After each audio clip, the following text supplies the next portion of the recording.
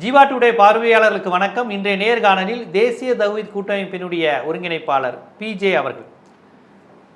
காமினி அவர்களுடைய மரணத்திற்கு இந்தியாவில் குறிப்பாக தமிழ்நாட்டில் பல்வேறு இடதுசாரி அமைப்புகள், இஸ்லாமிய அமைப்புகள், விடுதலை சிறுத்தைகள், நிறைய பெரியாரிஸ்டுகள் காமினியினுடைய மரணத்தை வீர மரணமாக சொல்லி ஒரு நாட்டுக்காக உயிரை விட்டுருக்காரியா.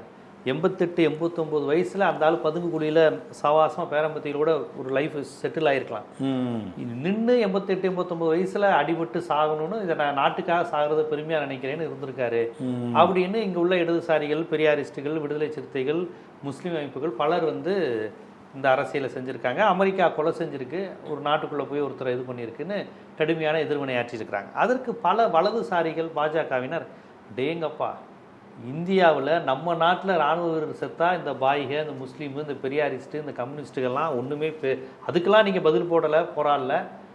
ஈரானில் ஒரு முஸ்லீம் செத்துட்டாரு, ஒரு காமினி செத்துட்டாருன்னா அவர் ஏதோ இந்திய விடுதலை போராட்ட வீரர் மாதிரி எங்காலும் செத்துட்டாரு, ஒரு போராளி செத்துட்டாருங்கிறாங்க. அவர் ஒரு மத தலைவர், அந்த நாட்டு மத தலைவர். அதுக்கு எதுக்குங்க நீங்கள் நினைவேந்தல் செலுத்துறீங்க அப்படிங்கிற கோபத்தை, அப்படிங்கிற மாதிரியான விமர்சனத்தை வச்சாங்க. நமது இராணுவ தளபதி சோஃபியா குரேஷி அவர்கள் கூட இந்த மாதிரிலாம் காமினிக்கு வீர வணக்கம், அஞ்சலி செலுத்துறவங்களாம் நடவடிக்கை எடுத்து அழிக்கணும் அப்படிங்கிற மாதிரி சொல்லியிருக்கிறாங்க. இதை நீங்கள் எப்படி பார்க்குறீங்க? அதாவது இந்த காமினி என்பவர் மத தலைவருங்கிறது ரெண்டாவது விஷயம். அவர் சுப்ரீம் லீடர், மத தலைவரை கடந்து ஈரானுடைய அவர் தான், அவர் அதிபர்னு வச்சுருவாங்க. அதிபருக்கு மேலே உள்ளவர் சுப்ரீம் லீடர், ஒரு நாட்டின் அதிபர். ஒரு நாட்டின் அதிபர் அநியாயமாக கொல்லப்பட்டாங்கன்னு சொன்னால் வேறு நாட்டில் உள்ளவங்க நியாயம் கேட்டு போராடுறது சாதாரண ஒரு நடவடிக்கை. இது தேசத்துக்கு விரோதமானது கிடையாது. இந்த தாக்குதல் நேர்மையானதா நேர்மையற்றதான்னு மட்டும்தான் நம்ம பார்க்குறோம். இது நேர்மையற்றது. அவர் நாட்டில் இருந்துக்கிட்டு இருக்கிறாரு. அவர் யாரையும் தாக்கலை. அவங்க ஈரான் அவங்க போய் அமெரிக்காவில் ஒம்பு இழுக்கவும் இல்லை. இவர் தான் போய் கப்பலை கொண்டு நிப்பாட்டினார், மிரட்டினார், பணியினார், ஒப்பந்தம் பண்ணணும்னாரு. அமெரிக்காவிலேருந்து அவங்க கட்டுப்பட மறுத்த பேச்சுவார்த்தை நடத்திக்கிட்டு இருக்கும்போதே கொண்டு அவருடைய மனைவி, அவருடைய பிள்ளைங்க, அவருடைய பேரம்பேத்திகளோட குடும்பத்தோடு அதை அழிச்சிருக்கிறாங்க. இப்படி ஒன்று நடக்குமையானால் உலகத்தில் அது யாருக்கு நடந்தாலும் அதை கண்டித்து போராட்டம் செய்வது எல்லாருடைய கடமை. அது தேசத்துக்கு விரோதம் கிடையாது. பாகிஸ்தானில் உள்ளவங்களும் இதை கண்டிச்சாங்களே, பாகிஸ்தானில் உள்ளவங்களும் அதை கண்டிச்சிருக்கிறாங்க, மக்கள் கண்டிச்சிருக்கிறாங்க. தூதரகத்தையெல்லாம் போய் முற்றுகையிட்டு தாக்குதல் பண்ணியிருக்கிறாங்க. அந்த அளவுக்குலாம் இங்கே போகலை. இங்கே என்ன செய்கிறாங்கன்னா அறவழி போராட்டம், தூதரகத்தை முற்றுகையிடுறாங்க, ஊர்வலம் போகிறாங்க, பேரணி போகிறாங்க. இது பெரிய குற்ற செயல் மாதிரி அந்த சோபியாங்கிற அந்த பெண்ணை வச்சு பேச வைக்கிறாங்க. பொதுவாக அந்த சோபியாங்கிற இராணுவத்தில் இருக்கிற ஆளுக்கு இந்த சிவில் விஷயத்தில் தலையிடக்கூடாது சட்டப்படி. அவங்களுக்கு சொன்ன வேலையை செய்கிற அடிமை வேலை தான் பார்க்கணும். இராணுவத்தினருக்கு சிவில் நிர்வாகம் பண்ணுற அதிகாரம்லாம் கொடுக்கப்படலை. நானாக இருந்தால் அடக்கியிருப்பேன், நீனா இருந்தால் அடக்கியிருப்பேன் பேசுகிறத நடவடிக்கை எடுக்க வேண்டிய. அவங்க ஒரு இந்தியராக அதை பதிவு செய்கிறாங்க. இந்தியரா நீங்கள் எதுக்கு நம்ம இந்திய நாட்டில் இருந்துட்டு யாரோ ஒரு ஈரான் தலைவர் ராஜினாமா பண்ணிட்டு சொல்லணும். இந்தியர் அவங்க சொல்ல முடியாது. ராணுவத்தை சேர்ந்த கருத்தை சொல்லக்கூடாது. ராணுவத்தில் கருத்தை சொல்ல, தேசபக்தி தொடர்பாக தானே பேசுகிறாங்க. பேசக்கூடாது. பேசுறது பர்மிஷன் வாங்கிட்டு பேசணும். பர்மிஷன் வாங்கிட்டு பேசுகிறாங்கன்னா அப்போ அரசு சொல்லி தான் பேசுகிறாங்கன்னு அர்த்தம். அதாவது அது இவங்களை இறக்கி கூட தேவையில்லை. பொதுவாக நம்ம பார்த்த வரைக்குங்க இந்த முஸ்லீம்கள் உயர் பதவிக்கு வந்தாங்கன்னு சொன்னால் அவங்க தான் முதல் முஸ்லீம்கள் எதிரியாக இருப்பாங்க. நீ நல்லா விளைவிக்கணும். இந்த சோபியா நான் சில பேர் பேசுனாங்க.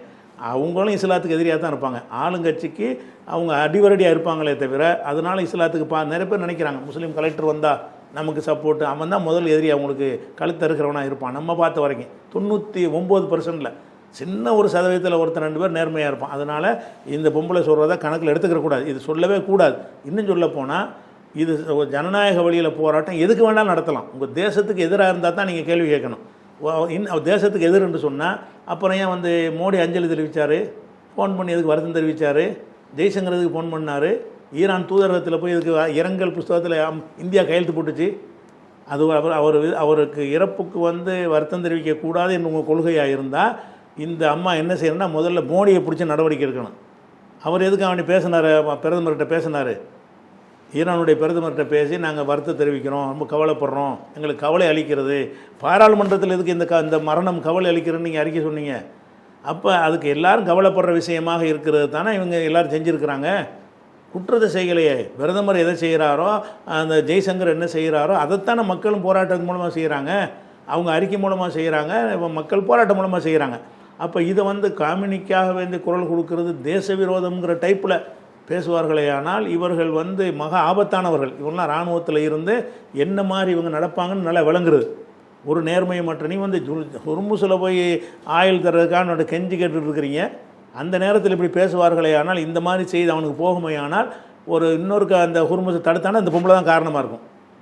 ஆனால் இப்போ அவன் இந்தியாவை அனுமதிச்சிருக்கான். இப்போ அனுமதிச்சிருக்கிறான். இந்த செய்தி போச்சுன்னு வைங்களேன், ரொம்ப எல்லை மீறி உங்கள் நாட்டில் உள்ளவங்க பேசிகிட்டு இருக்கிறாங்கன்னு சொல்லிட்டு மர தடுப்பான். அதை பேசுகிற ஒவ்வொரு பேச்சையும் நாட்டுக்கு ஆபத்தை ஏற்படுத்தக்கூடிய வகையில் என்ன செய்கிறாங்கன்னா கருத்து தெரிவிக்கிறாங்க. அதனால வந்து அவர் அந்த காமினிக்காக இல்லை, யார் கொல்லப்பட்டானோ, ஏன் வெனிசுலாவுக்கு கூட நம்ம போராடலாமே, வெனிசுலா அதிபர் கடத்திட்டு போனாங்கல்ல, அது நமக்கு சம்மந்தம் இல்லாத விஷயந்தான். ஆனால் அந்த செஞ்ச செயல் அயோக்கியத்தனமான ஒரு செயல். அதனால் அமெரிக்காவை கண்டித்து போராட்டம் பண்ணினால் அது பண்ணலாம். அது பண்ணுவதில் இந்தியாவுடைய எந்த சட்டப்படி தப்பு, இந்தியாவுக்கு எதிராக இருந்தால் தான் நீ தப்புன்னு சொல்லணுமே தவிர வேறு நாடுகள் விஷயத்துக்கு நம்ம போராட்டம் நடத்தக்கூடாதுன்னு ஏதாவது இருக்குதா?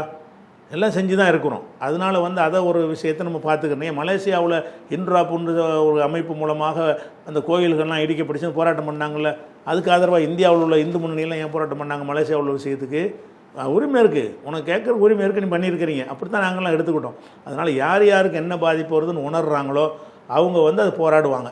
காமினிக்கு கொலை செஞ்சு அநியாயம்னு நினைக்கிற யாராக இருந்தாலும் அவங்களுக்கு போராடுற உரிமை இருக்குது. நசிக்கிறவன் உனக்கு அந்த அதிகாரம் கிடையாது. இல்லை, அவங்க இப்போ நம்ம இந்திய ராணுவம் பாதிக்கப்படும் போதோ, இந்திய வீரர்கள் தாக்கப்படும் போதோ, நம்ம ஆப்ரேஷன் சிந்தூரில் இறந்த போதோ இந்த முஸ்லீம் அமைப்புகள் இந்த அளவுக்கு கொந்தளிக்கல, கோவப்படல, தெரிவிக்கல அப்படின்னு அவங்க சொல்லியிருக்காங்க. ஆமாம், என்ன செய்யணும்? அதாவது நீங்கள் வந்து இழந்திருக்கிறீங்க, நாட்டில் நடந்திருக்குது, யாரை எடுத்து போராட்டம் பண்ணுறது?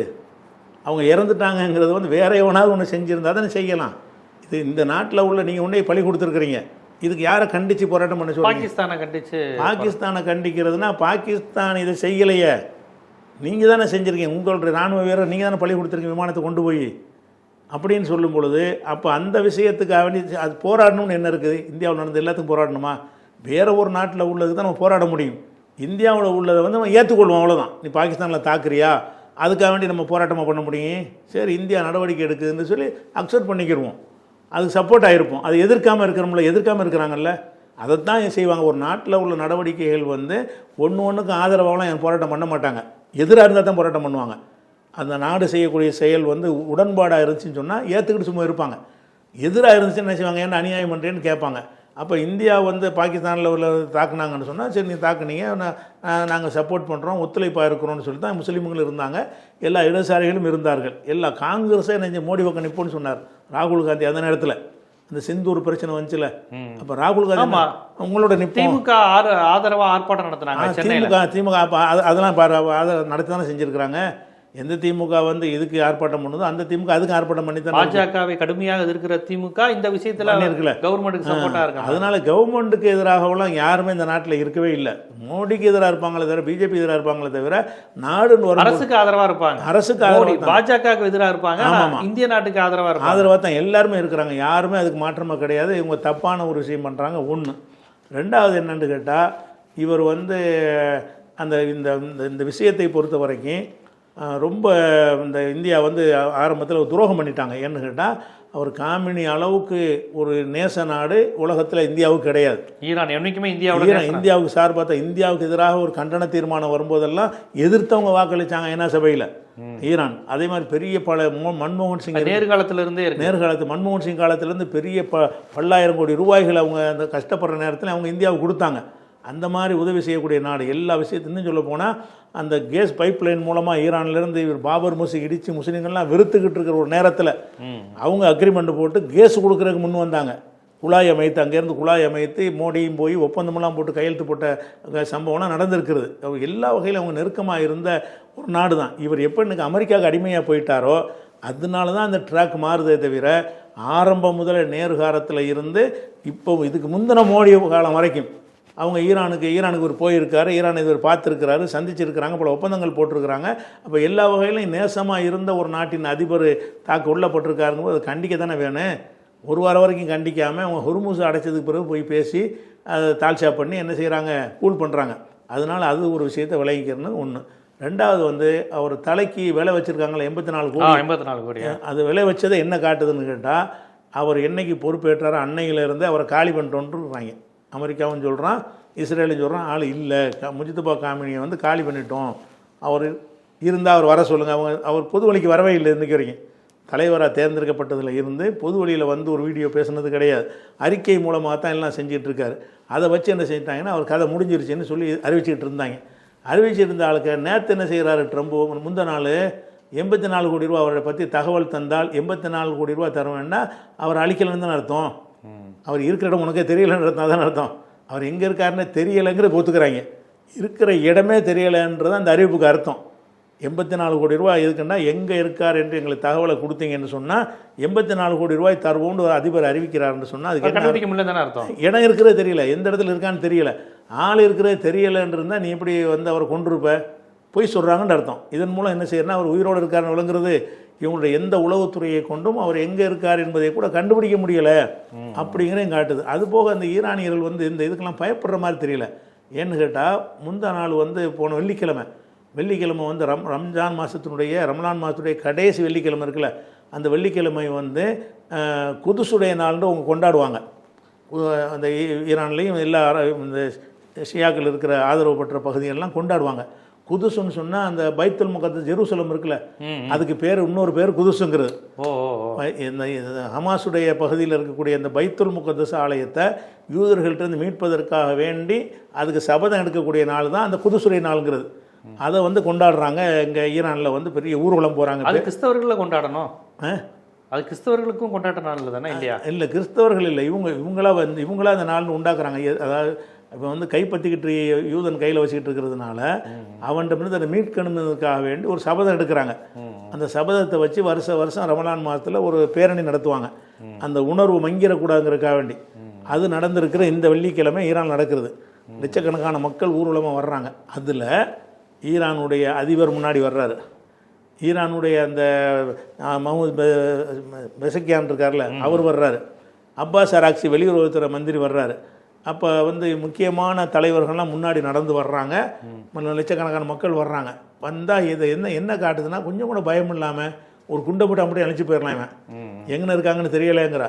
ஊர் உலகத்துக்கு தெரிகிற மாதிரி நடந்து வர்றாங்களே தவிர மறைஞ்சிக்கிட்டு அவங்க இருக்கலை. அப்போ அவங்க வந்து வீரமாகவும் சுரங்கத்துக்கு கீழே வாழாமல் என்ன செய்கிறாங்க, பப்ளிக்கில் மக்களாக இருந்துக்கிட்டு இருக்கிறாங்க. இவங்க தான் வந்து அண்டர் கிரவுண்டில் போய் இருக்கக்கூடிய ஒரு காட்சியை பார்க்குறோம். அதனால் வந்து இதில் வந்து அந்த தலைக்கு அறிவித்தது என்பதெல்லாம் பயப்பட மாட்டாங்க. அவங்க இதுக்கெல்லாம் பயந்துக்கிட்டுலாம் இல்லை. அறிவித்த பிறகு தான் தைரியமாக என்ன செய்கிறாங்க, வெளியே வர்றாங்க. நீ தாக்குனா தாய்க்க, ஏன்னா உயிருக்கு பயப்பட மாட்டாங்க. ஈரானியர்களாக இருந்தாலும் சரி, எந்த ஒரு போராளி குழுக்களாக இருந்தாலும் சரி இருந்தாங்க, உயிருக்கு பயப்பட மாட்டாங்க. அது போராளினால சாவுறதுக்கு தயாராக தானே வர்றாங்க. அதனால் ஒருத்தன் அழிச்சிட்டா இல்லை அழிச்சிடணும்னு நினைக்கிறாங்க. ஒருத்தன் அழிச்சா அவனை 10 பேர் வருவான். அப்படி தான் இருக்குது. அதனால் வந்து இந்த வகையிலே அவங்களுக்கு அவர்கள் பொதுவாக சித்தரிக்க விரும்புறது முஸ்லீம்கள்னா முஸ்லீம் நாடுகளையும் முஸ்லீம் தலைவர்களையும் தான் பண்ணுவாங்களே ஒழிய இந்தியா மீது அவங்க பற்றா இருக்க மாட்டாங்க. அந்த விமர்சனத்தை தான் இப்படி மறைமுகமாக வைக்கிறாங்க. இந்தியா மீது எப்போ பற்றா இல்லை, எந்த விஷயத்தில் பற்றாக இல்லை. நாடு வெள்ளக்காரங்காலத்தில் இருக்கும்போது நீங்கள் தானே அடிமையாக போயிருந்தீங்க, நாங்கள் தானே பற்றாக இருந்தோம். வெள்ளக்காரனை விரட்டுவதற்கு நின்றதிலே அதிகமாக சேவை செஞ்சிருந்தது நம்ம முஸ்லீம் தானே செஞ்சுருக்கிறோம். நீங்களாம் பற்றாரம் இல்லாமல் இருந்திருக்கிறீங்க. இன்றைக்கி வரைக்கும் RSS அலுவலகத்தில் தேசிய கொடி ஏற்ற மாட்டாங்களே, காவி கொடி தானே ஏற்றிக்கிட்டு இருக்கிறீங்க. அப்போ தேசிய கொடியை ஏற்றக்கூடாதுன்னு ஒரு கொள்கையில் உள்ளவங்க தேசப்பட்டு உள்ளவங்களா? தேசத்தந்தையை வந்து சுட்டு கொன்றது தேசபக்தி உள்ளவங்களா? அவங்க தேசத்தந்தைங்கிற ஒரு பக்கம் அவர் படத்தை போட்டுக்கிறீங்க. அதே நேரத்தில் அவர் கொன்றது யார்? இந்த இந்து மகாசபை தான் கொண்டிருக்குது. அப்போ நீங்கள் தானே தேசபக்தி இல்லாமல் இருந்திருக்கீங்க. எந்த வயசுல தேசத்துக்கு பக்தியாக இருந்திருக்கிறீங்களா? தேசம் உங்களுக்கு முக்கியத்துவமாக இருந்ததே கிடையாது. சில பல அந்த முதலாளிகளுக்கு சார்பாக இருப்பாங்களே தவிர தேசத்துக்கு சார்பாக இருக்கவே மாட்டாங்க. நாங்கள் தான் தேசத்துக்காக அப்போ நின்றுருக்குறோம். இடதுசாரிகள் நின்றுருக்கிறாங்க, நாங்கள் முஸ்லீம்கள் நின்றுருக்குறோம். அதனால் வந்து தேசபக்திக்கு இது அளவுகளை நீங்கள் ஆக்க முடியாது. தேசபக்தியை காட்ட வேண்டிய நிலை வந்து இன்றைக்கி கூட இந்த ஒரு விருது கொடுத்துருக்குறாங்க, ஒரு முஸ்லீமுக்கு தான் கொடுத்துருக்குறாங்க. அந்த பிரதமரும் கலந்துருக்காரு, முர்முவும் இருக்கிறாங்க. பெரிய சாதனை, பாகிஸ்தான் வீரர்களை வந்து தைரியமாக நின்று 3 பேர் அடித்து சாவடிச்சார் அப்படின்னு சொல்லி ஏதோ வீர தீர பராக்கிறதுக்காக வேண்டி ஒரு முஸ்லீம் சோல்ஜர் இராணுவ வீரருக்கு தான் கொடுக்குறாங்க. தேசபக்தியான இருக்கிறான் இருக்கிற பாகிஸ்தான் பக்கமாக அவன் இருக்கலையே. அதே மாதிரி தேசத்தை காட்டி கொடுக்குறவன் அடிக்கடி 3 நாளைக்கு ஒருக்கா மாட்டுறாங்க. எல்லாமே முஸ்லீமாக இல்லை, ஒருத்தன் கூட முஸ்லீம். அப்போ என்ன தேசபக்தியை பற்றி பேசுறீங்க? நான் முஸ்லீம் யாரும் காட்டி கொடுக்குறேன் இல்லையே. 3 நாளைக்கு ஒரு கோத்ரா ஏதோ பேரெல்லாம் ஜோதி யாரோ ஒரு லேடிலாம் மாட்டினாங்கல்ல. எல்லாருமே முஸ்லீம் இல்லாமல் இருக்கிறாங்க. காட்டி கொடுத்தவன் பூராவுமே முஸ்லீம் இல்லாமல் இருக்கிறாங்க. ஒரு முஸ்லீம் இதுவரைக்கும் காட்டி கொடுத்தா அவங்களுக்கு சொல்ல முடியலை.